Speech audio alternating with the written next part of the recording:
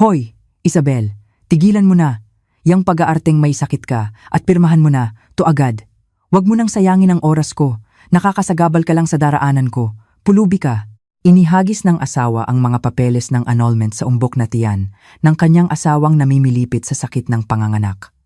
Kinutya siya ng kanyang biyenan habang kinukuha ang kamay ng manugang na duguan para piliting pumirma. Huwag ka nang mangarap ng anumang settlement. Hindi mo makukuha ang bata. Naiintindihan mo? Lumayas ka lang, sabi nito.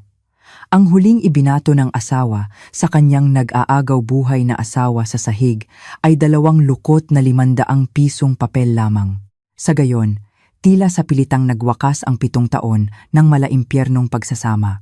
Ngunit lingid sa kanilang kaalaman, ang manugang na kanilang itinakwil ay ang nag-iisang tagapagmana ng isang dambuhalang korporasyon na nagkakahalaga ng trilyong piso. Sa pinakamiserableng gabi, magaganap ang pinakamarangyang paghihiganti. Bago magsimula ang kwento, mangyaring pindutin ang subscribe at like button na libre namang gawin. At ngayon, simulan na natin ang tunay na salaysay. 2:00 ng madaling araw, ang silid BLG.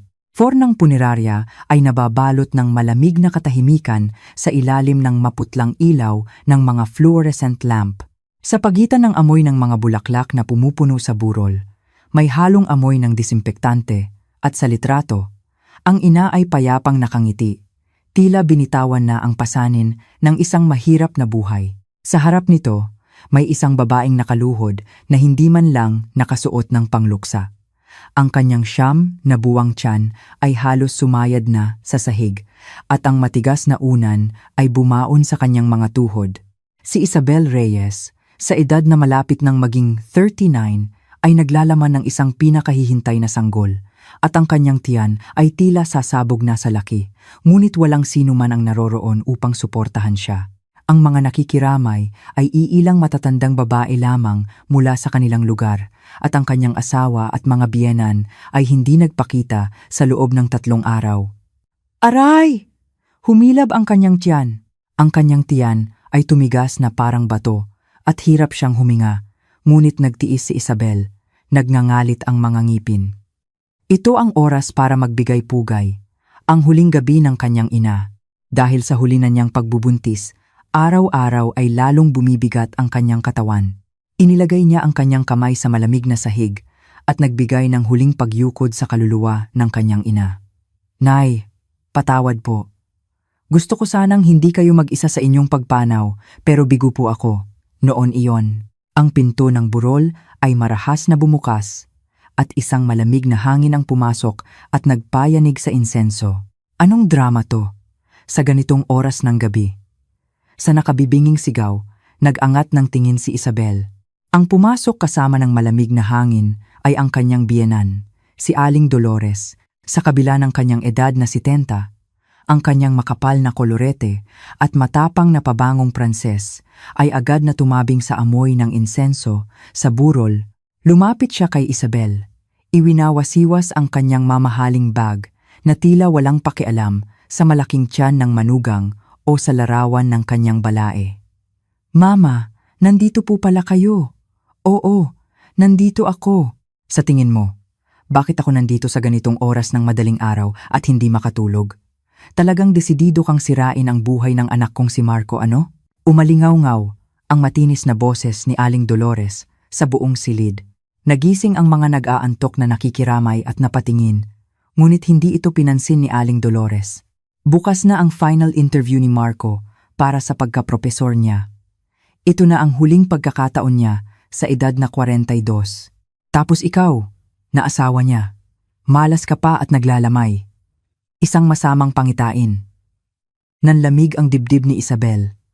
Ang kanyang asawang si Marco ay mahigit 10 taon ng part-time lecturer. Alam niya kung gaano kahalaga ang pagkakataong ito para sa kanya, kaya't hindi niya man lang naipagbigay alam ng maayos ang pagkamatay ng kanyang ina at tahimik na nagluluksa. Mama, pakihinaan po ang boses ninyo. Nasa burol po tayo. Huling gabi na po ito ng nanay ko. Ano naman kung burol? Mas mahalaga ang buhay ng mga buhay.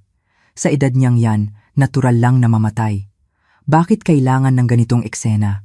At saka, sa totoo lang, Ano bang meron sa pamilya mo? Hindi kaya nagpapanggap ka lang para makakuha ng abuloy? Tumingin si Aling Dolores sa mga nakikiramay at itinaas ang kanyang boses na para bang si Isabel ay isang manloloko. Ang matalas na boses ni Aling Dolores ay tumusok sa bawat sulok ng silid. Mga kababayan, huwag kayong magpaloko. Ang pamilyang ito ay walang-wala. Mga pulubi. Ginagamit lang nila ang yumaong matanda para makahingi ng pera. Sa sobrang kahihiyan, namutla ang mukha ni Isabel na parang papel. Nang akma siyang magsasalita para magpaliwanag, may naramdaman siyang pumutok sa loob ng kanyang tiyan. Kasabay nito, isang mainit na likido ang biglang bumuhos sa pagitan ng kanyang mga hita, panubigan. Isang matinding sakit ang humampas sa kanyang baywang. Napasigaw si Isabel at napaupo sa malamig na marmol na sahig. Ah, Mama, ang bata, lalabas na. Nagsimulang mamuo ang dugo at panubigan sa sahig. Isa sa mga nabiglang nakikiramay ang agad na kumuha ng kanyang telepono. Naku, mamamatay ang tao, tumawag kayo agad ng 911. Ngunit ang humarang sa kamay na iyon ay si Aling Dolores. Huwag kayong tumawag, sayang lang sa pera. Anong ambulansya? Ano? Manganganak na ang manugang ninyo, anong ibig sabihin yan? Wala kaming perang pambayad sa ospital.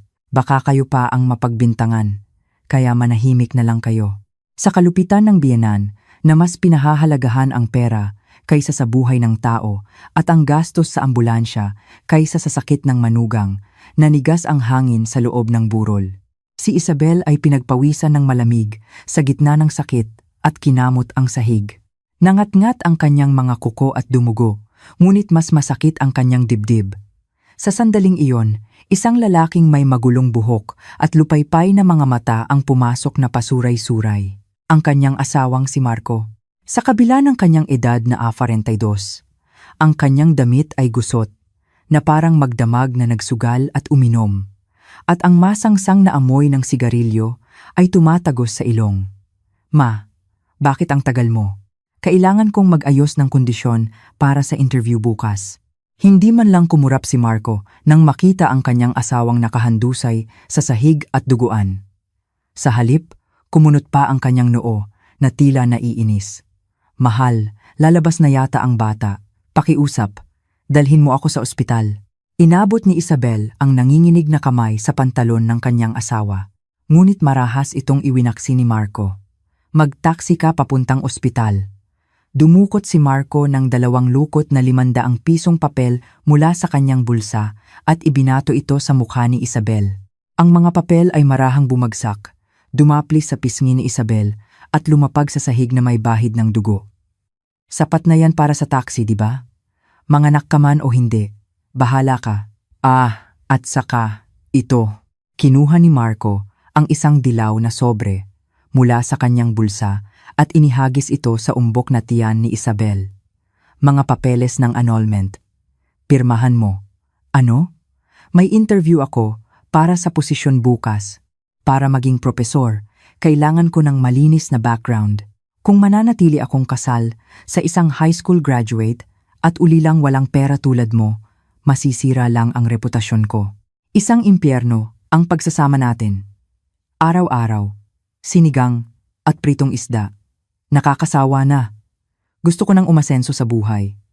Magiging propesor na ako. Hindi ba't nakakahiya ang ganitong buhay? Naiintindihan mo ba? Sumabat si Aling Dolores. Hinawakan niya ng mahigpit ang kamay ni Isabel at pilit na inilagay sa linya ng pirma. Bumaon ang kanyang kuko sa balat ni Isabel at dumugo ito. Pirmahan mo na agad. Nagkasundo na tayo na walang settlement. Pagkatapos mong manganak, umalis ka lang ng mag-isa. Naiintindihan mo? Sa kanyang papawalang ulirat, tumingala si Isabel sa mukha ng kanyang asawa at biyenan. Ang huling habilin ng kanyang ina, na nagtago ng kanilang pagkatao sa loob ng 7 taon upang subukan sila, ay tumimo sa kanyang puso. Nais niyang maniwala sa pag-ibig, ngunit ang natanggap niya ay lubos na kataksilan at paghamak. Tama, ito ang tunay ninyong pagkatao. Sa nanginginig na kamay, pinirmahan ni Isabel ang mga dokumento. Ang tunog ng dulo ng panulat na kumakaskas sa papel ay parang isang sigaw. Ayan, hindi na tayo mag-asawa. Ma, tara na. Kinuha ni Marco at Aling Dolores ang mga dokumento at lumabas ng burol nang hindi man lang lumingon. Ang papalakas na tunog ng kanilang mga sapatos ay tila yumuyurak sa puso ni Isabel. Sa malamig na sahig na puno ng dugo at panubigan, unti-unting nawalan ng malay si Isabel habang naaamoy ang papawalang amoy ng insenso. "Nay, patawad po. Mukhang nagkamali ako sa buhay." Dahan-dahan niyang ipinikit ang kanyang mga mata. Sa sandaling iyon, umugong ang malakas na makina ng mga sasakyan. Hindi lang isa o dalawa. Dose-dosenang mga sasakyan ang sabay-sabay na pumasok sa paradahan ng punerarya. Ang labas ay naging kasing liwanag ng araw.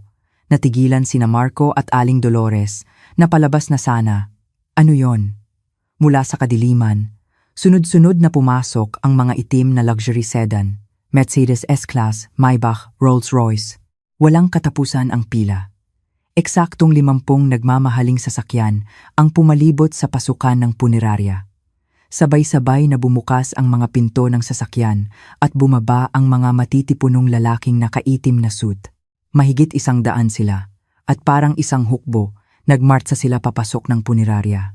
Ang nasa unahan, isang nasa katanghaliang gulang na lalaki, ay maikling nagsalita sa kanyang radyo. Lokasyon ng chairman, kumpirmado. Papasok sa silid BLG, 4-4. Hindi nila pinansin ang nakatulalang sina Marco at Aling Dolores at dire-diretsong tumakbo papunta sa burol sa silid BLG. 4 at sa harap ng nakahandusay na si Isabel, sabay-sabay na lumuhod ang 100 lalaki. Kablag, kasabay ng malakas na tunog na yumanig sa sahig, umalingaw-ngaw ang malakas na boses ng mga lalaki sa buong punerarya. "Chairman, patawad po at kami nahuli." Lumapit ang nangungunang si Kim, ang Chief of Staff, kay Isabel at nagsalita sa pinakamagalang at taos-pusong tinig. "Chairman Isabel Reyes, kami na po ang bahala sa inyo." Mula sa labas, napanganga si Marco sa nasasaksihan at ang mamahaling bag na hawak ni Aling Dolores ay walang lakas na nahulog sa sahig. Ang tunay na pagkatao ni Isabel, ang manugang na tinawag nilang pulubi, ay nabunyag sa sandaling iyon. "Chairman." Ang malakas na sigaw na binitiwan ng 100 lalaki ay agad na nilamon ang hangin sa lumang punerarya. Sa harap ng manugang, na kanina lang ay tinatratong pulubi at nakahandusay sa malamig na sahig.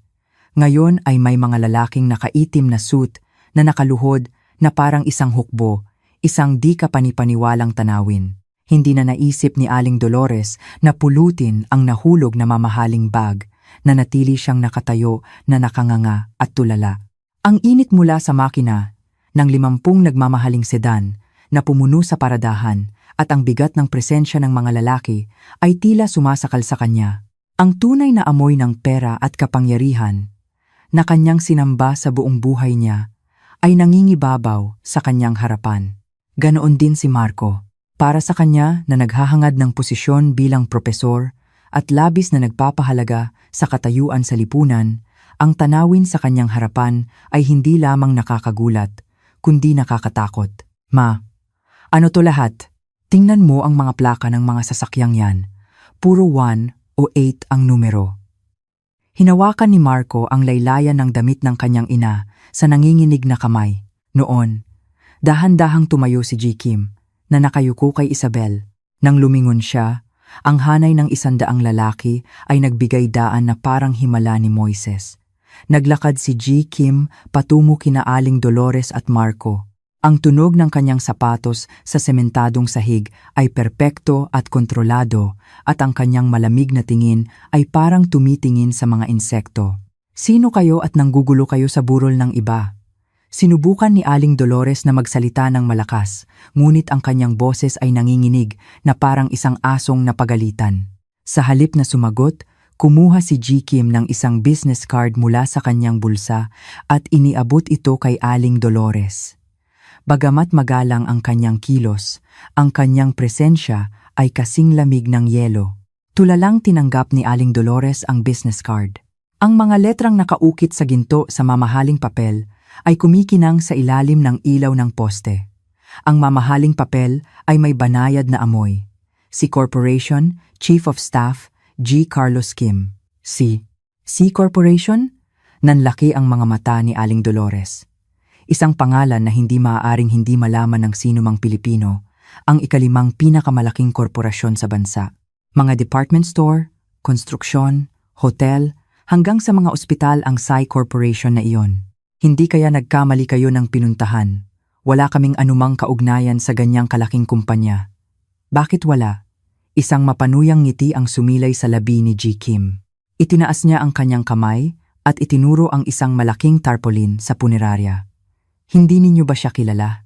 Isang palakpak ni G. Kim. Sa kanyang senyas, ibinaba ng mga tauhan na naghihintay ang isang malaking itim na tela, swish. Ang tunog ng mabigat na tela na lumadlad ay pumunit sa hangin. Isang malaking tarpaulin na may sukat na 10 metro ang lapad at 5 metro ang haba. Pagluluksa para kay Gineng Corazon Reyes, Honorary Chairman ng Sai Corporation. Ang nasa larawan sa tarpaulin ay ang ina ni Isabel, si Gineng Corazon Reyes, na kanina lang ay hinahamak ni Aling Dolores bilang isang matandang pulubi. Ang banayad ng ngiti sa larawan ay pareho pa rin, ngunit ang bigat ng titulong nakasulat sa ibaba nito ay magkaiba. Corazon Reyes, ang nagtatag ng Sai Corporation, napasigaw si Marco at napaatras. Ang kanyang mga daliri ay nanginginig habang kinukuha niya ang kanyang smartphone para magsaliksik. Ang artikulong lumabas sa screen ay sapat na para patigilin ang tibok ng puso ni Marco. Isang bituin ang pumanaw. Chairman Corazon Reyes, nag-iisang tagapagmana, nawawala. Kabuuang ari-arian ng Sai Corporation, 580 bilyong piso. Tinatayang inheritance tax, 300 bilyong piso. 580 bilyon. Tila nawalan ng hininga si Marco. Isang astronomical na halaga na hindi niya kailanman mahahawakan kahit magtrabaho siya bilang isang part-time lecturer sa buong buhay niya. Kailangan niyang manalo sa loto ng libu-libong beses para makalapit man lang sa halagang iyon. Hindi totoo yan. Sinungaling. Ang manugang namin ay isang kuripot na bumibili lang ng damit kapag may sale sa SM. Isang babaeng nakikipagtalo sa palengke para lang makatawad ng 10 piso sa kangkong. Sumigaw si Aling Dolores. Hindi niya matanggap ang katotohanan na ang lahat ng kanyang pang-iinsulto at pagmamaltrato sa kanyang manugang sa loob ng 3 taon ay ginawa niya sa pinakamayamang tao sa Pilipinas. Nagdagdag ng paliwanag si G. Kim sa mahinang boses, parang isang hukom na nagbabasa ng hatol sa isang kriminal.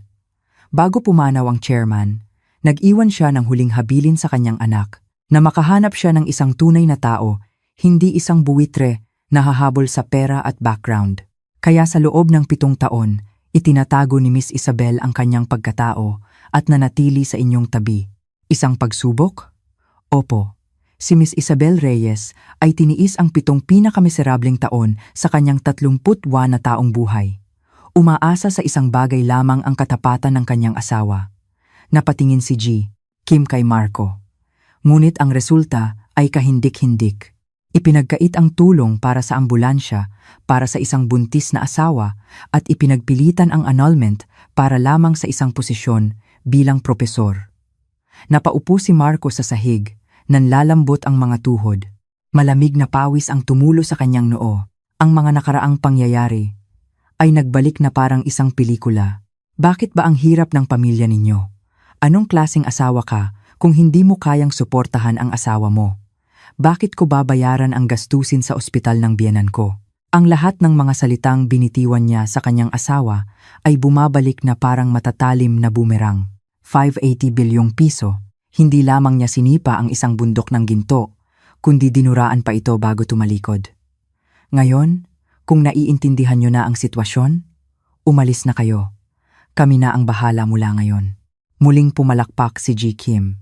Ang mga lalaking nakaitim na suit ay nagsimulang kumilos ng may disiplina.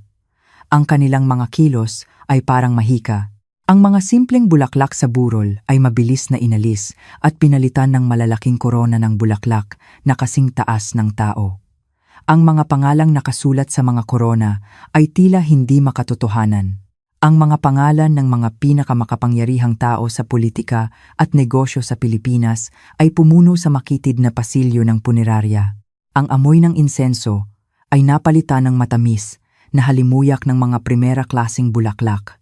Isang catering team mula sa isang hotel ang dumating at nagsimulang maghanda ng lobster at isang buong handaan. Sa loob lamang ng 20 minuto, ang simpleng punerarya ay naging isang VIP na burol. Nagsimulang dumating ang mga taong nakasuot ng mamahaling damit. Lahat sila ay may hawak na puting bulaklak at ang amoy ng mamahaling pabango ay naghahalo sa hangin. Nakita ko na yan sa TV. Yan ang vice-presidente ng Ayala Corporation. At yung isa, senador yon. Mga may-ari ng malalaking kumpanya, politiko, at mga kilalang personalidad ay sunod-sunod na dumating. Lahat sila ay lumuhod sa harap ng larawan at yumuko ng malalim, at ang tunog ng kanilang mamahaling damit ay maririnig. Sina Aling Dolores at Marco ay nakatingin lang sa marangyang pagbabagong iyon. Isang mundo na hindi nila kayang abutin ang naroroon. Halina kayo, malamig na sabi ng lumapit na si G. Kim, saan po? Sa ospital. Manganganak na si Miss Isabel. Pero pumirma na kami sa mga papeles ng annulment. Hiwalay na kami. Bakit kami pupunta doon? Pabulong na nagdahilan si Marco, ngunit matigas si G. Kim. Hindi pa formal na naayos sa batas. Higit sa lahat, kailangan ninyong masaksihan ng inyong sariling mga mata ang pagsilang ng batang inyong itinakwil. Para mas masakit ang pagsisisi ninyo sa hinaharap. Sa senyas ni G. Kim, hinawakan ng mga guwardiya ang magkabilang braso ni na Aling Dolores at Marco. Bitawan niyo ako! Bitawan niyo ako!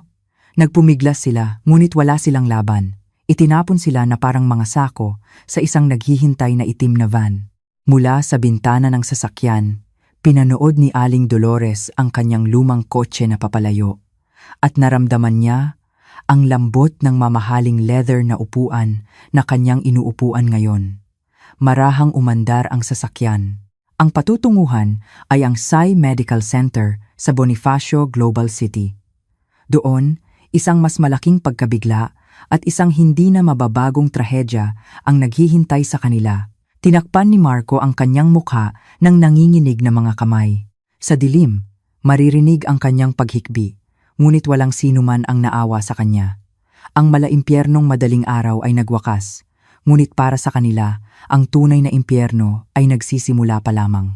Mabigat ang hangin sa loob ng VIP consultation room sa Sai Medical Center. Sa labas ng malaking salaming bintana, kumikinang na parang mga hiyas ang mararangyang ilaw ng gabi sa BGC, ngunit para kina Aling Dolores at Marco na nakakulong sa silid, ang mga ilaw na iyon ay parang matatalim na patalim.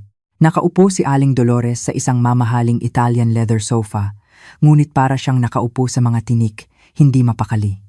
Ang kanyang mga mata ay hindi mapigilang lumibot ng may kaba. Ang 70 digring pagyukod ng mga doktor at staff ng ospital na nakita niya sa lobby kanina at ang ginintuang plaka na may nakasulat na Chairman of the Board, Isabel Reyes, sa tabi ng opisina ng direktor ng ospital ay hindi maalis sa kanyang isipan. Ma, anong gagawin natin ngayon? Tanong ni Marco habang lumulunok ng laway. Sa kabila ng kanyang edad na 42, ang kanyang mukha ay parang isang takot na bata. Noon, bumukas ang mabigat na pinto ng mahogany at pumasok si G. Kim. Dala niya ang isang makapal na briefcase. Tiningnan niya ang dalawa nang walang emosyon bago umupo sa kabilang panig ng mesa. Ang tunog ng pagbukas ng leather na briefcase ay tila pumunit sa katahimikan. Alam kong pagod na kayong dalawa, pero may kailangan pa tayong pag-usapan. Pag-usapan? Tungkol saan? Nanginginig na tanong ni Aling Dolores. Sa halip na sumagot, naglabas si G. Kim ng isang salansan ng mga dokumento at inilagay ito sa mesa. Sa bigat ng tunog, napapitlag ang balikat ni Marco. Una, pag-usapan natin ang ari-arian. Binuklat ni G. Kim ang unang dokumento at itinulak ito sa harap ni Aling Dolores. Isang luma at kupas na titulo ng lupa. Ang bahay na tinitirhan ninyo ngayon sa Dasmariñas Village. Naaalala nyo ba? Oo naman. Binili yan ng asawa ko 30 taon na ang nakalipas. Hindi binili, hiniram. Sa malamig na pagtatama ni G. Kim, nanlaki ang mga mata ni Aling Dolores. Anong ibig mong sabihin? 30 taon na ang nakalipas, nangailangan ng pondo ang inyong asawa para sa kanyang negosyo at umutang siya sa isang loan shark. Ang kumuha ng utang na iyon ay ang aming Sai Finance. Noong panahong iyon, sa halip na iremata ang bahay na isinangla, pinahintulutan ni Chairman Corazon Reyes na manatili kayo roon. Isang kondisyon lang ang hiningi, pumirma kayo sa isang kasunduan ng libreng paninirahan. Naglabas si G. Kim ng isa pang dokumento. Isang kontrata mula 30 taon na ang nakalipas na may nakasulat na kamay. Sa ibaba, malinaw na nakatatak ang selyo ni Aling Dolores. Hindi niyo ba naaalala? Ang pangalan ng bahay ay ililipat sa Sai Corporation, ngunit garantisado ang inyong paninirahan. Subalit, kung gagawa kayo ng anumang pinsala sa pamilya ng Sai Corporation, agad kayong paaalisin at sisingilin para sa renta ng mga nakaraang taon. Nag-iba ang kulay ng mukha ni Aling Dolores. Nakalimutan niyo na siguro. Sa loob ng 13 taon, nanirahan kayo sa isang mamahaling bahay sa puso ng Makati nang hindi nagbabayad kahit isang sentimo ng mga bayarin na parang sa inyo. Kumuha si G. Kim ng calculator. Ang tunog ng mga pindutan ay pumuno sa silid. Renta ng bahay sa Makati sa loob ng 30 taon, kasama ang interes, compounded. Ipinakita niya ang calculator sa harap ni Aling Dolores. Ang numerong lumabas sa screen ay hindi makatotohanan. 91.2 milyong piso. 71 milyon? Napasigaw si Marco. Imposible. Ang hiniram lang namin 30 taon na ang nakalipas ay 10 milyong piso lang. Hindi niyo yata alam ang mahika ng compound interest, ginoong dating lecturer. Ang kabayaran para sa 30 taon ng libreng paninirahan sa bahay ng iba, habang tinatawag na pulubi at ginagawang katulong ang anak ng may-ari, hindi ba't mura pa iyan? Napasandal si Aling Dolores sa sofa, hirap huminga. Sa buong buhay niya, nagtipid siya para makabili ng ilang mamahaling bag. At ngayon, bigla siyang may utang na 91 milyon. Ngunit simula pa lang yan. Hindi tumigil si G. Kim. Ang pangalawang salansan ng mga dokumento ay inilatag sa mesa. Sa pagkakataong ito, mga litrato, mga larawan ni Isabel na naglalaban ng damit sa malamig na tubig habang buntis, ni Marco na naghahagis ng ashtray kay Isabel habang lasing, ni Aling Dolores na sinasabunutan ang kanyang manugang. Mga kuha mula sa CCTV na palihim na inilagay ni Isabel sa loob ng 3 taon. Itinala ni Miss Isabel ang lahat ng ito. Bakit? Bukod sa huling habilin ng kanyang ina, ito ay para maipakita sa kanyang anak balang araw kung anong klaseng tao ang kanyang ama at lola. Kumuha si G. Kim ng isang litrato. Ang eksena kung saan inihagis ni Marco ang mga papeles ng annulment kay Isabel na nakahandusay sa sahig ng punerarya, duguan, ilang oras lang ang nakalipas. Ito ay physical assault, abandonment, abuse, at defamation. Ayon sa aming mga abogado, kung mahahatulan, ang minimum na sentensya ay 3 taong pagkakakulong. Kulong? Nagsimulang manginig si Aling Dolores. Si Marco naman ay namutla ang labi at hindi makapagsalita. Ang pagiging propesor ay malayo nang mangyari. Nasa panganib siyang maging isang kriminal at itakwil ng lipunan. Bibigyan ko kayo ng pagpipilian. Inilabas ni G. Kim ang huling sobre. Isang kasunduan sa annulment. Agad na nag-angat ng tingin si Marco. Pumirma na kami sa punerarya. Walang bisa iyon. Gawa iyon sa ilalim ng pamimilit. Ito ay bago. Inihanda ni Miss Isabel. Iba ang mga kondisyon. Binasa ni G. Kim ang nilalaman ng kasunduan. Settlement ng 2.5 bilyong piso ibibigay kay Marco Reyes. 2 bilyon at kalahati. Sabay na nanlaki ang mga mata ni na Marco at Aling Dolores.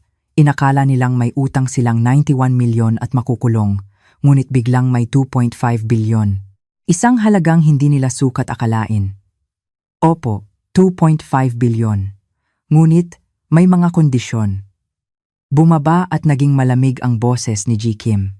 Isusuko ang karapatan sa kustodiya at pangangalaga ng bata at permanenteng pagkakait ng karapatan sa pagbisita. Kahit na isilang ang bata, habang buhay ninyong hindi siya makikita. Bawal lumapit sa bata sa loob ng 100 metro. Kung lalabagin ito, magbabayad kayo ng 3 beses ng halaga ng settlement. Sa madaling salita, ipagbili ang bata sa halagang 2.5 bilyong piso. Isang mabigat na katahimikan ang bumalot sa silid, ang sarili niyang kadugo na malapit ng isilang. Kahit gaano pa kawalang puso ang isang ama, mag-aalinlangan siya, nanginginig ang kamay ni Marco. Ngunit hindi nagtagal ang kanyang pag-aalinlangan. Ang kanyang isipan ay mas mabilis na kumiling sa 2.5 bilyong piso kaysa sa isang sanggol na hindi pa niya nakikita. Sa 2.5 bilyon, mababayaran niya ang 91 milyong utang at mamuhay na parang hari sa buong buhay niya. Hindi na mahalaga ang pagiging propesor. Kung pipirmahan ko, makukuha ko ba talaga ang 2.5 bilyon? Ang mga mata ni Aling Dolores ay kumikinang din sa kasakiman. Mas mabuti ang 2.5 bilyon kaysa sa utang at kulungan. Ang dugo ay walang kapangyarihan sa harap ng pera. Opo, idideposito sa loob ng 3 araw. Inilagay ni G. Kim ang isang Montblanc fountain pen sa kamay ni Marco. Ang malamig na metal ay dumampi sa palad ni Marco. 10 segundo, 10, Joe, pa. Nang magsimula ang bilang, bumilis ang tibok ng puso ni Marco. Tumingin siya sa nakasaradong pinto ng silid. Sa isang lugar doon, naroroon si Isabel, nanganganak ng kanyang anak. Patawad, pero kailangan ko ring mabuhay. 3, 2, 1. Kaskas. Walang pag-aalinlangan na pinirmahan ni Marco ang dokumento. Ang tunog ng panulat sa papel ay parang isang kampana na nagpapahayag ng isang kasunduan sa demonyo. Marco Reyes, pinirmahan. Ibinaba niya ang panulat at huminga ng malalim. Sa halip na pagsisisi, gumaan ang kanyang pakiramdam at ang pag-asam sa malaking halaga ng pera ay pumuno sa kanya. Kinasusuklaman niya ang sarili, ngunit hindi niya mapigilan. Mabilis na kinuha ni G. Kim ang mga dokumento at inilagay sa kanyang briefcase. Tiningnan niya ang dalawa nang may pagkasuklam. Binabati ko kayo.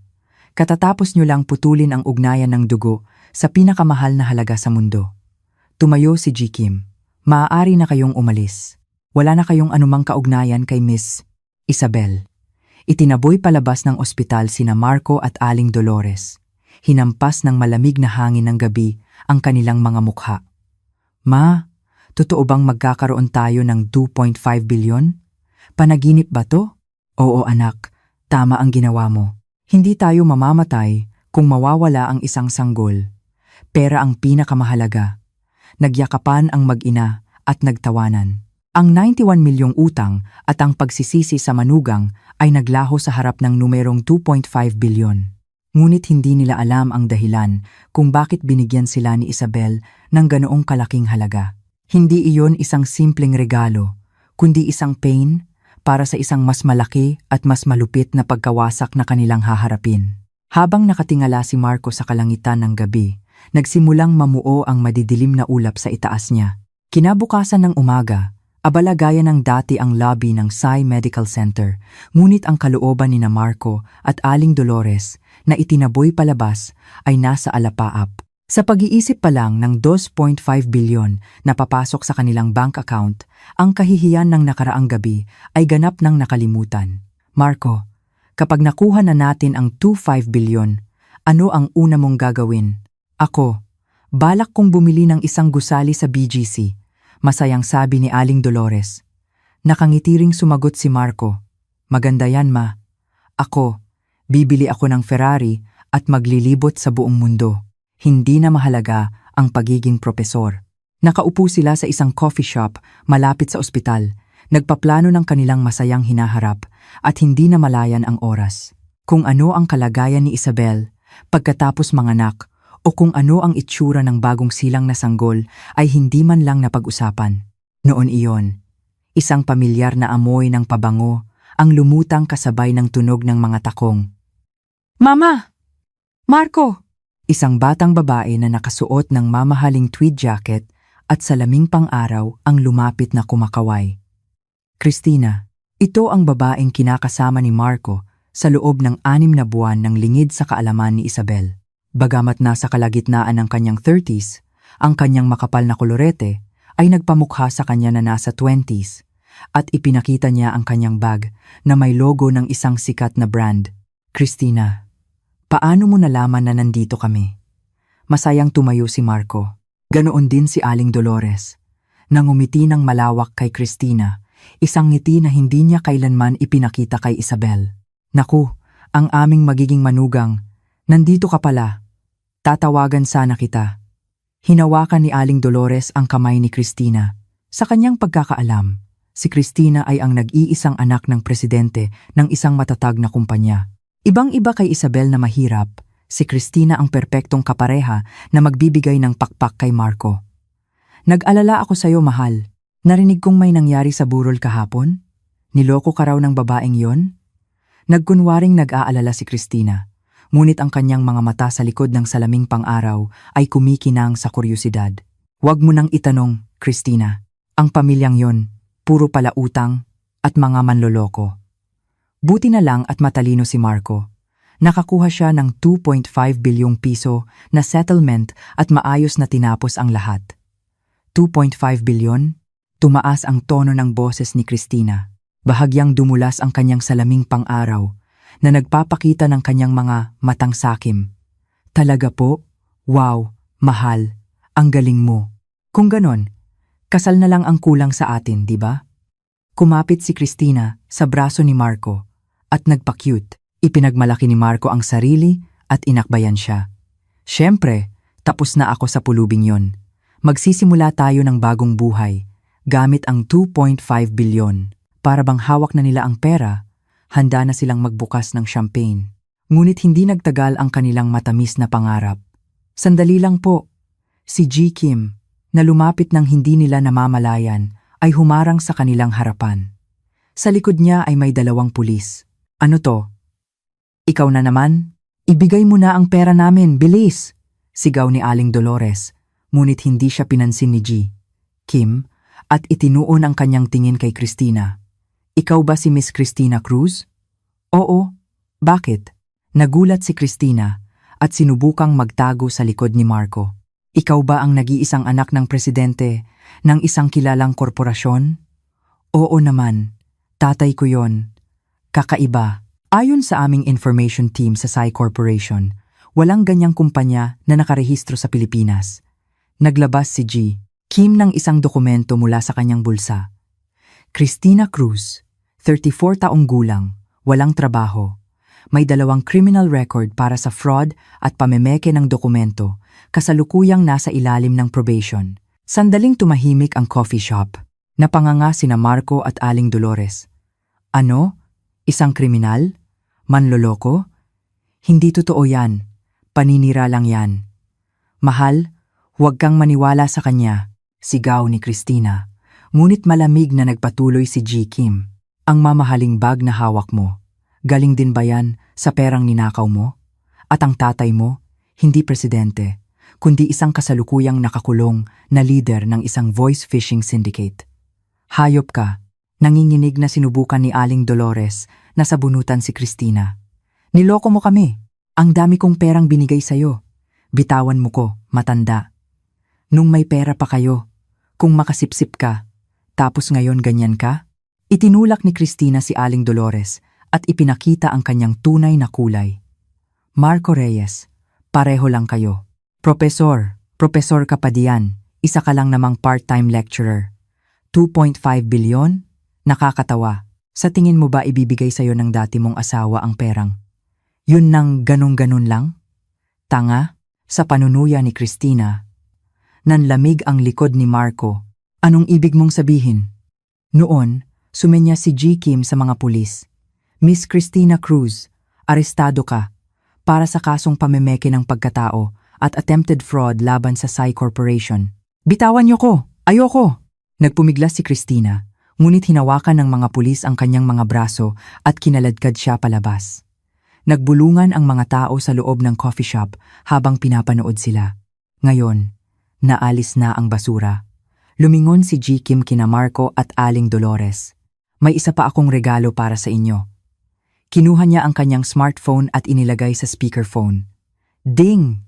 Natanggap na ang deposito. Tumunog ang telepono ni Marco.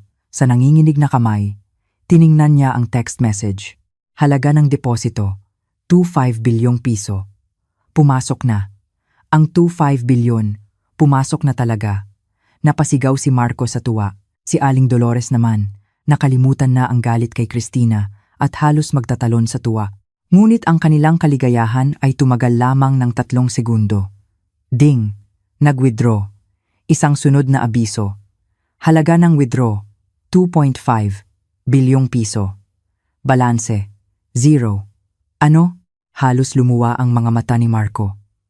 Anong nangyari? Bakit nawala ulit ang pera?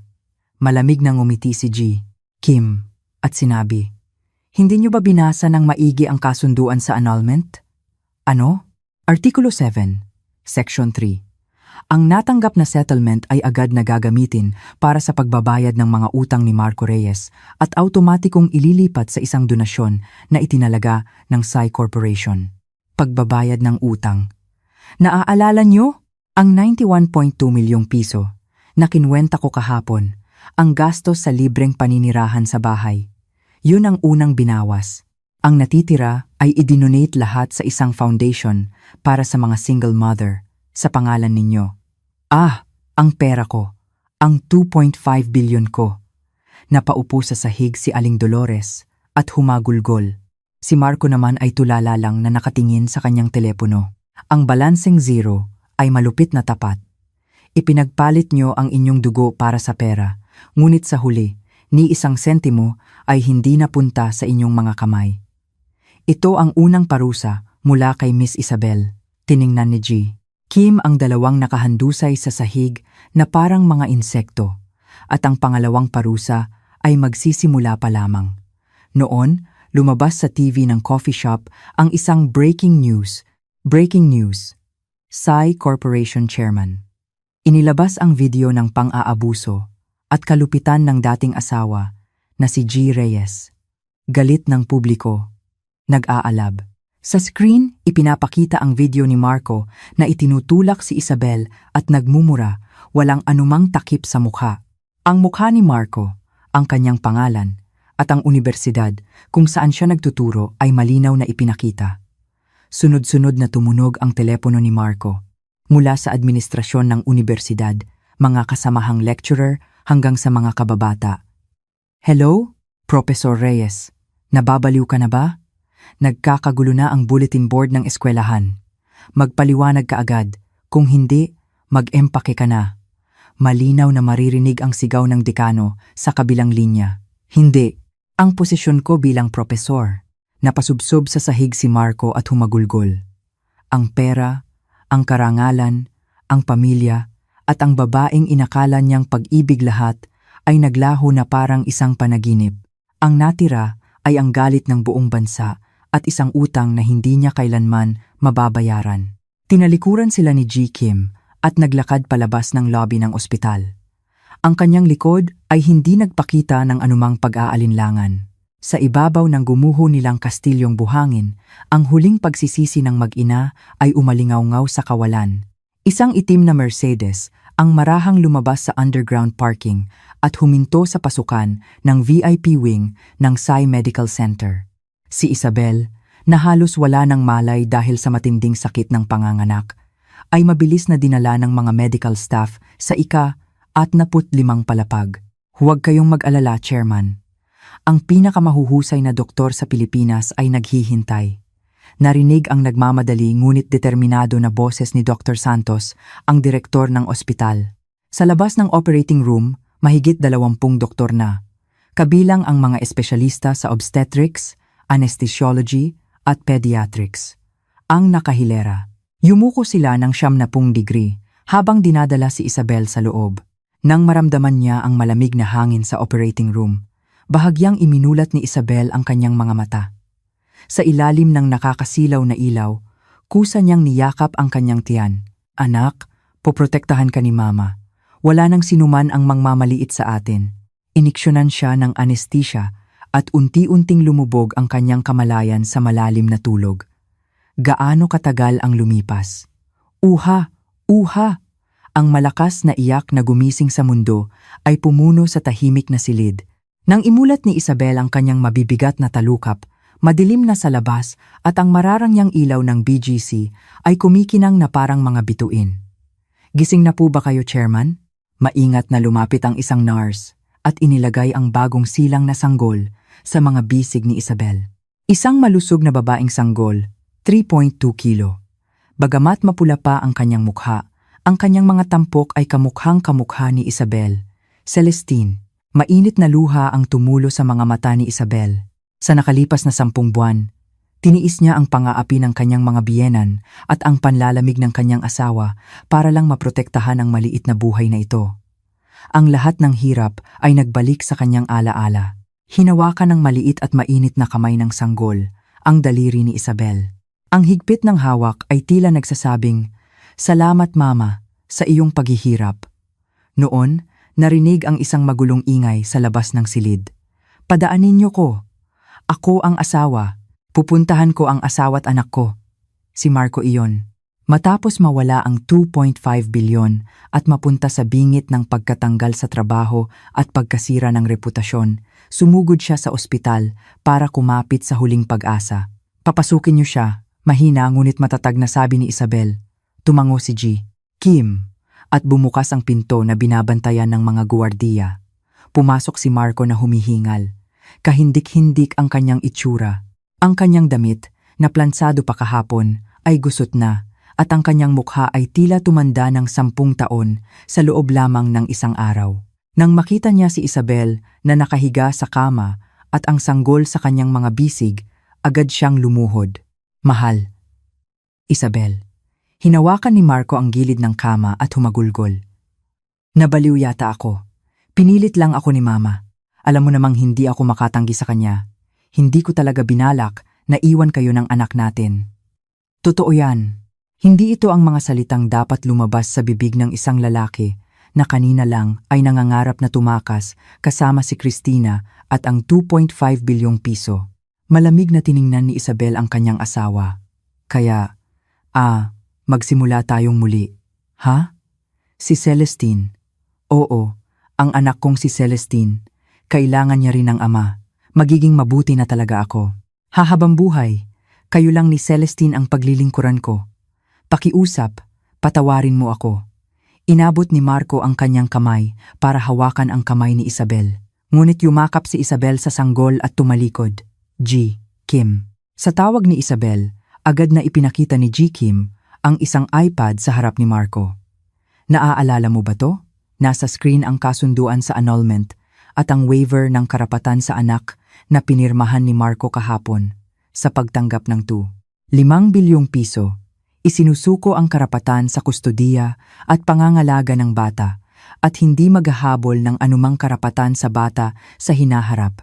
Ikaw ang nagbenta ng iyong anak sa halagang 2.5 bilyong piso, Reyes." Ang boses ni Isabel ay kasing lamig ng yelo. "Hindi! Pinilit lang ako!" "Pinilit?" Hindi pa nga natatapos ang 10 segundong bilang hinawakan mo na ang panulat, ang nakakadiring ngiti mo habang iniisip ang 2.5 bilyon. "Akala mo ba hindi ko nakita?" Natigilan si Marco. Hinaplos ni Isabel ang mukha ng kanyang anak na si Celestine at nagpatuloy. "Tingnan mo siyang mabuti. Ito ang dugong iyong itinakwil. At ito na ang huli. Isabel, wala ka ng karapatan bilang ama, o bilang asawa, o bilang tao. Lumayo ka sa paningin ko, sa paningin ng anak ko, magpakailanman." Tumalikod si Isabel at sumenyas si Kim. 2 matipunong guwardiya ang humawak sa magkabilang braso ni Marco. Sandali lang. Isabel, nagkamali ako. Celestine, ako ang tatay mo. Ako ang tatay mo." Nagpumiglas si Marco, ngunit para lang siyang isang sako sa mga matitipunong guwardiya. Ang kanyang sapatos ay gumawa ng isang pangit na marka sa sahig ng silid habang kinakaladkad siya palabas. "Ang pera ko, ang posisyon ko, bilang propesor, ibalik niyo." Hanggang sa huli, ang kanyang isinisigaw ay hindi ang pangalan ng kanyang pamilya, kundi ang kanyang sariling mga pagnanasa. Blag, sumara ang pinto ng silid, at ang kanyang mga sigaw ay naputol. Muling bumalik ang katahimikan sa silid. Huminga ng malalim si Isabel at lalong hinigpitan ang yakap sa kanyang anak. "Uha!" Nag-umpisang umiyak si Celestine na nagulat. Marahang tinapik ni Isabel ang kanyang likod. "Okay lang, Celestine. Wala na ang masasamang tao. Poprotektahan ka ni Mama. Poprotektahan kita nang higit kanino man sa mundo." Ang tanawin ng BGC sa labas ng bintana ay tila nagbibigay ng basbas sa mag-ina. Ito ang simula ng isang bagong buhay para kay Isabel na lumabas mula sa mahabang kadiliman. Ngunit para kay Marco na itinaboy palabas ng ospital, ang tunay na taglamig ay naghihintay pa lamang. Ang kabayaran sa pagkalaban sa pinakamayamang tao sa Pilipinas ay mas malupit kaysa sa kanyang inaakala.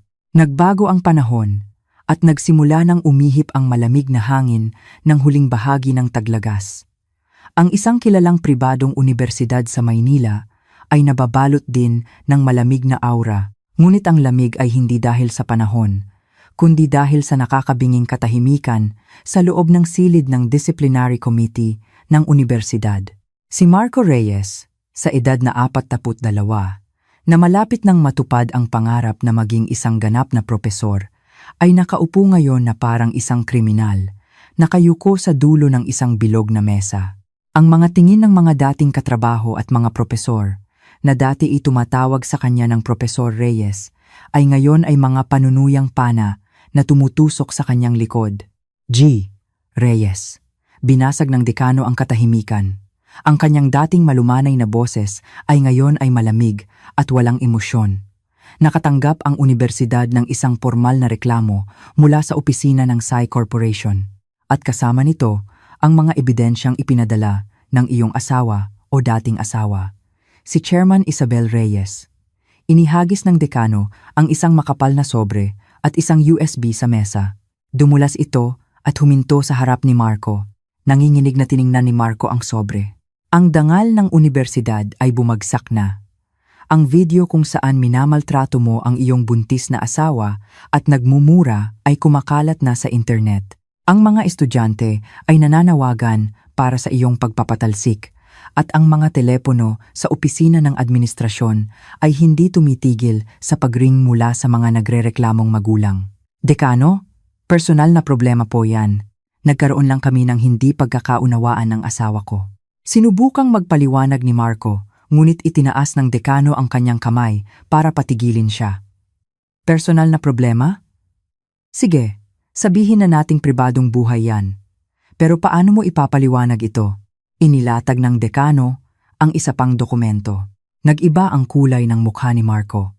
Ito ay isang paghahambing ng kanyang PhD dissertation na 10 taon niyang pinaghirapan at isang papel na isinulat ng isang hindi kilalang scholar mula sa ibang bansa. Ang mga bahaging minarkahan ng pulang highlighter ay bumubuo sa halos kalahati ng dokumento. 94% plagiarism. Kinopya mo ng walang binago. Akala mo ba hindi namin malalaman kung gagamit ka lang ng translator? Reference lang po. Yan. Hindi reference, kopyahan. Wala ka bang konsensya bilang isang scholar? Umalingaw-ngaw ang sigaw ng dekano sa silid. Hindi makapagsalita si Marco. Ang resulta ng kanyang pagpapabaya sa pananaliksik at pagtuon sa pakikisama at pag-inom sa loob ng 10 taon ay bumalik para kagatin siya sa pinakamahalagang sandali. G. Reyes, mula ngayong araw, kinakansela ng unibersidad na ito ang iyong appointment. Bukod dito, tinatapos na rin namin ang iyong kontrata bilang part-time lecturer at sisimulan ang proseso ng pagbawi ng iyong PhD dahil sa plagiarism. Dekano, pakiusap. Wag lang po ito. 10 taon ko pong pinaghirapan ang posisyong ito. Tumayo si Marco at lumuhod. Matapos mawala ang 2.5 bilyon at ang kanyang pamilya, ang titulong propesor na lang ang natitira sa kanyang pagkatao at buhay. Kung mawawala pa ito, magiging isa na lang siyang walang kwentang, walang trabahong nasa katanghaliang gulang. Umalis ka na, bago ka palalong magmukhang kaawa-awa. Tinalikuran siya ng dekano. Pumasok ang mga guwardiya at kinaladkad ang umiiyak na si Marco. Dekano, bigyan niyo po ako ng isa pang pagkakataon. Dekano, ang kanyang mga sigaw ay umalingaw-ngaw sa pasilyo. Sa likod ng saradong pinto, ang natira ay ganap na pagkawasak. Sa parehong oras, sa Regional Trial Court ng Maynila, silid 417, ang courtroom ay puno ng mga mamamahayag at mga mamamayan. Ang nakakagulat na pamagat na pagmamaltrato sa manugang na milyonarya ay sapat na para pukawin ang galit ng publiko. Akusado, Dolores Santos, pumasok. Sa tawag ng court officer, isang babae ang pumasok sa upuan ng akusado. Hindi na siya ang dating si Aling Dolores na puno ng mamahaling gamit at makapal na kolorete. Dahil sa ilang araw sa kulungan, ang kanyang buhok ay magulo. Ang kanyang mukha ay walang kolorete at maputla. At suot niya ang uniforme ng bilanggo, isang kaawa-awang 60 taong gulang na babae. Nakayuko siyang umupo sa upuan ng akusado.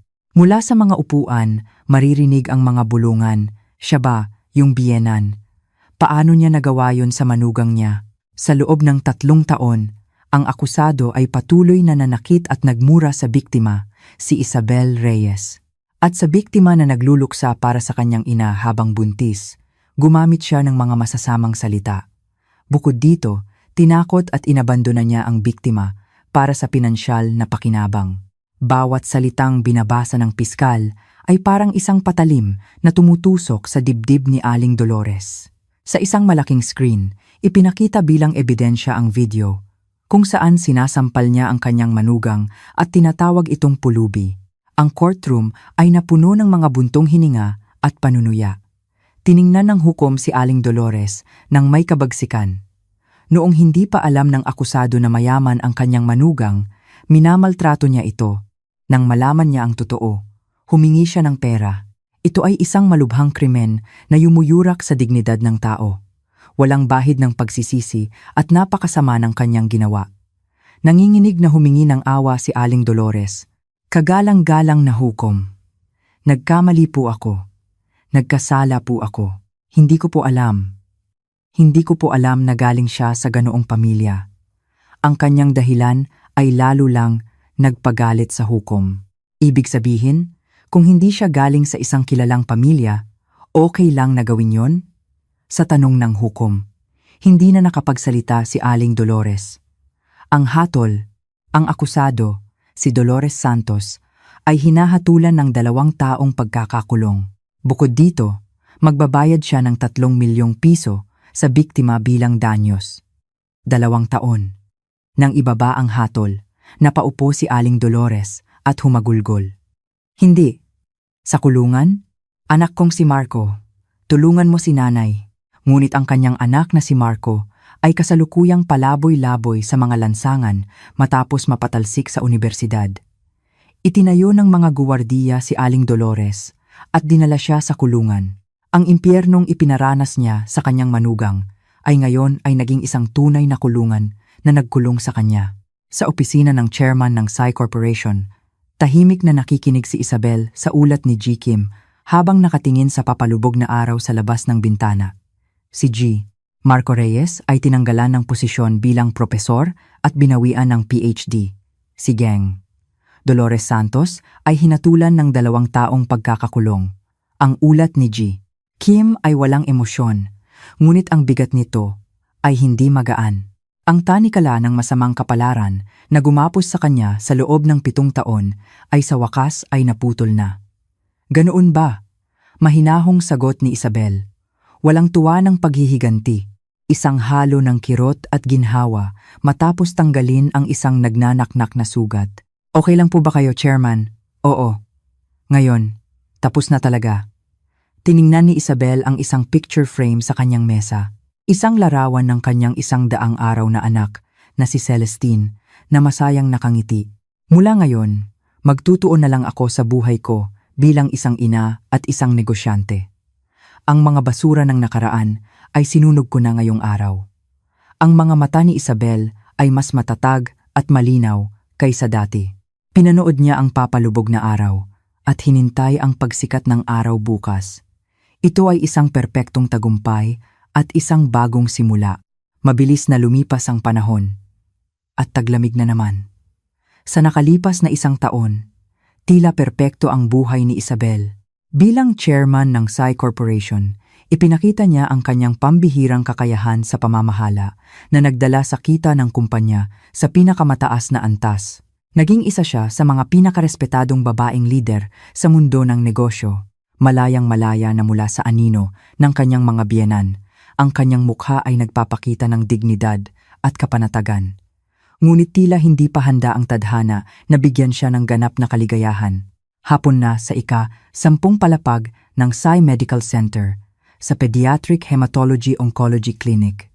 Niyayakap ni Isabel ang kanyang 15 buwang gulang na anak na si Celestine habang kinakagat ang kanyang labi sa kaba.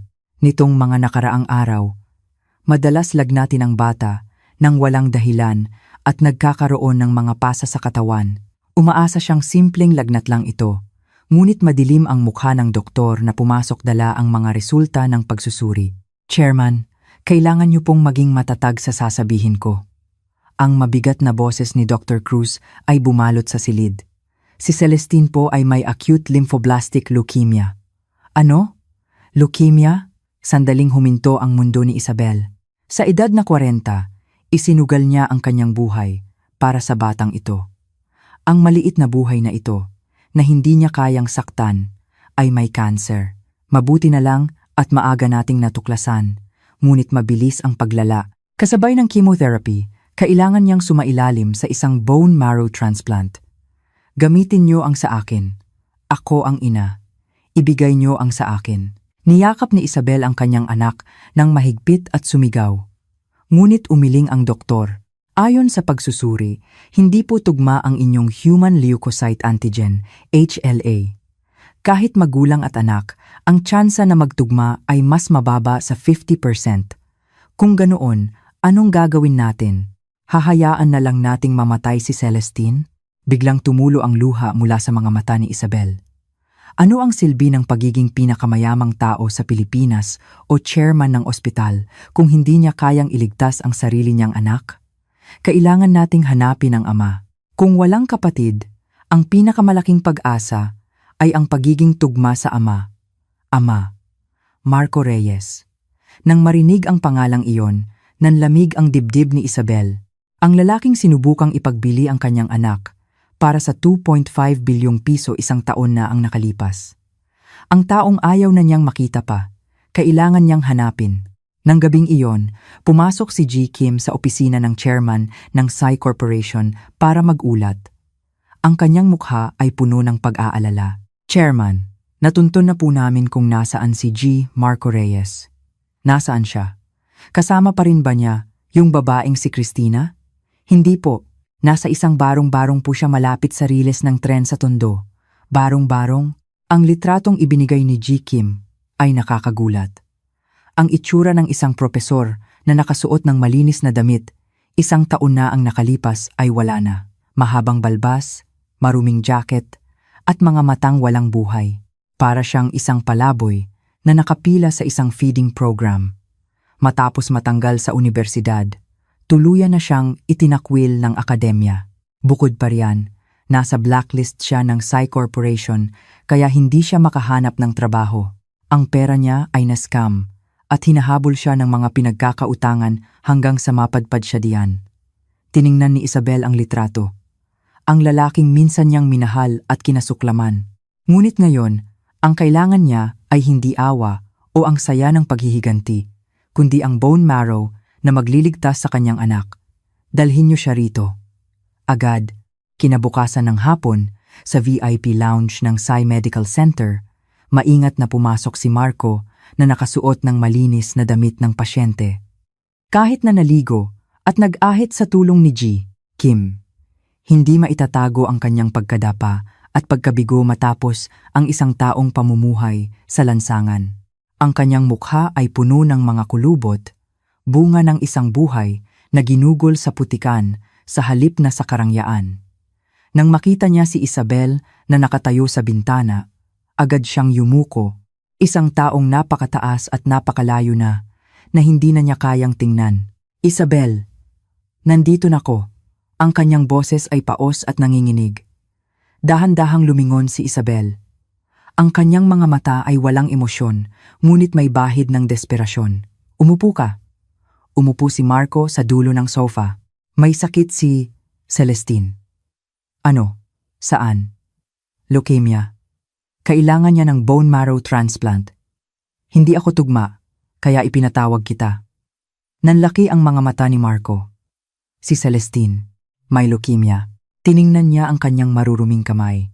1 taon na ang nakalipas, sinubukan niyang ipagpalit ang batang iyon para sa pera. Isinumpa niya ang kanyang mga kamay. Parusa ba to ng langit? Hindi. Kung may parusa, dapat ako lang ang parusahan, hindi ang isang inosenteng bata. Magpa-test ka. Kung tugma, mag-donate ka. Sa unang pagkakataon, nanginginig ang boses ni Isabel. Hindi iyon isang utos mula sa isang chairman, kundi isang pakiusap mula sa isang ina. Agad na tumayo si Marco at lumuhod. Gagawin ko. Pakiusap. Hayaan mo akong gawin.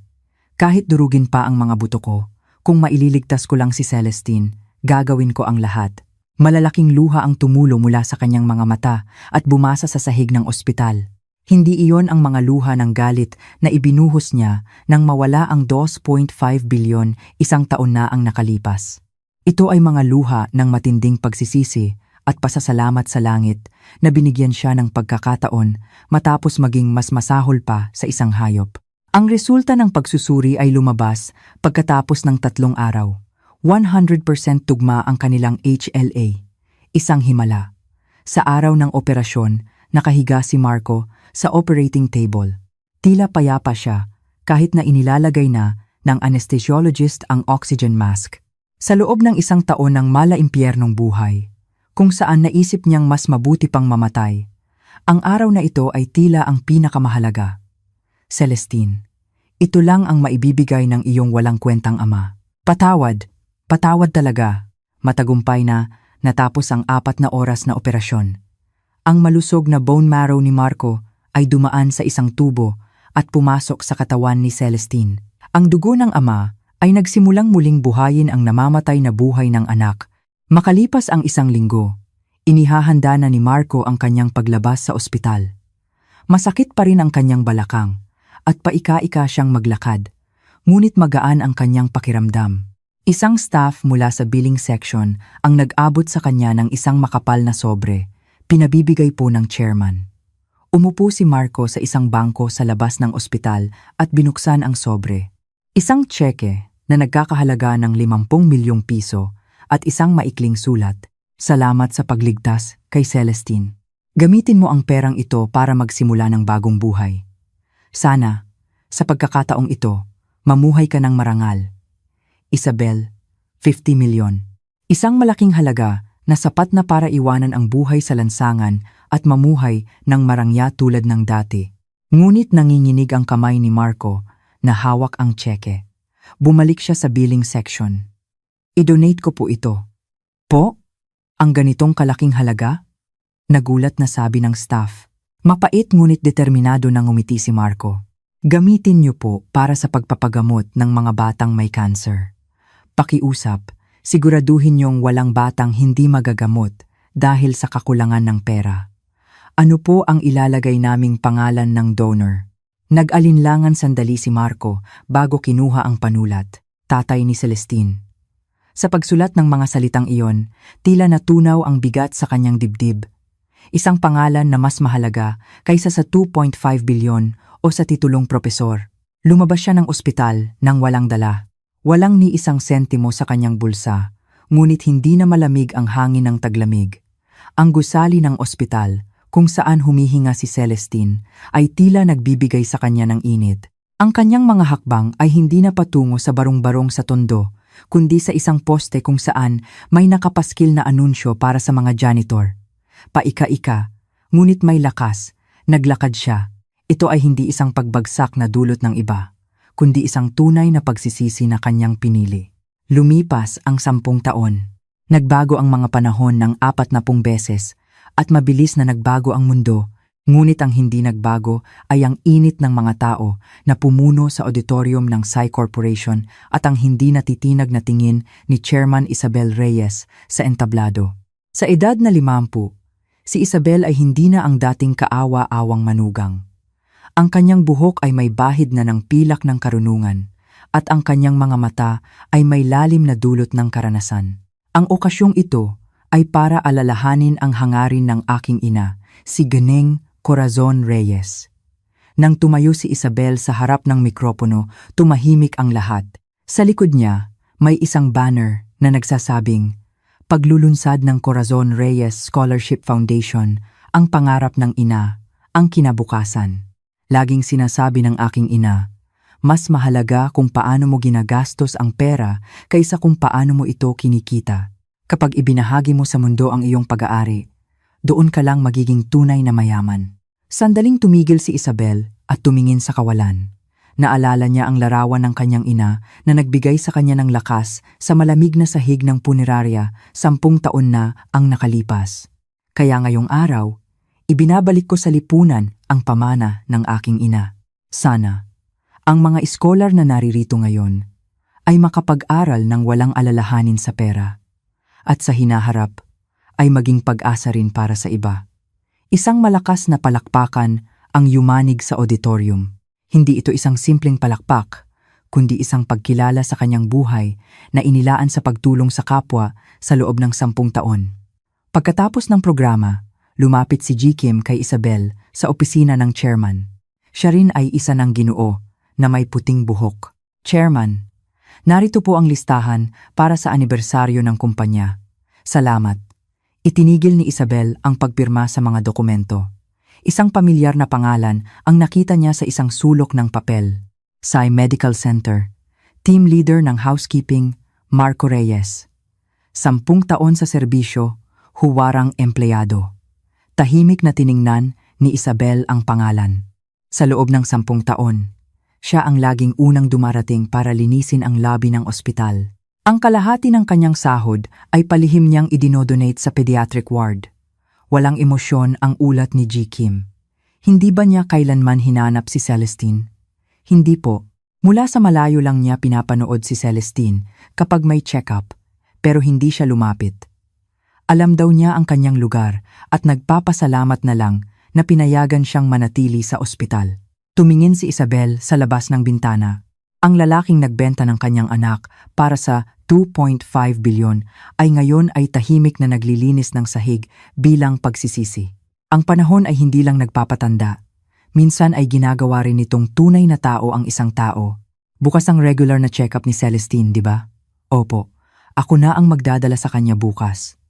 Kinabukasan ng hapon, sa pediatric ward ng Sai Medical Center, si Celestine, na ngayon ay isang 11 taong gulang na nasa ika-4 na baitang, ay lumaki bilang isang matangkad at masayahing bata. Hindi mo aakalain na minsan siyang nag-agaw buhay dahil sa leukemia. Ma, pagkatapos ng check-up, ilibre mo ko ng masarap. Ha? Siyempre, anak, kahit anong gusto mo. Magkahawak kamay silang naglakad sa pasilyo. Noon, sa dulo ng pasilyo, nakita niya ang isang pamilyar na likod.